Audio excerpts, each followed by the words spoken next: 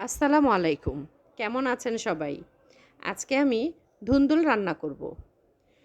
ধুন্দুলের সাথে দিব আলু। এই সবজিটা আমি রুই মাছ দিয়ে রান্না করব।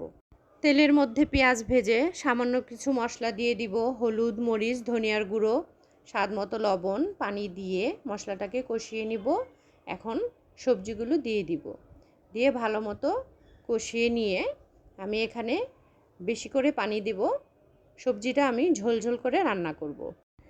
প্রচণ্ড গরম পড়েছে, সবাই সাবধানে থাকবেন। বিনা প্রয়োজনে বাহিরে না যাওয়াই ভালো। বেশি বেশি করে পানি খাবেন, শরবত খাবেন। যাদের প্রচুর ঘাম হচ্ছে তারা স্যালাইন খেতে পারেন।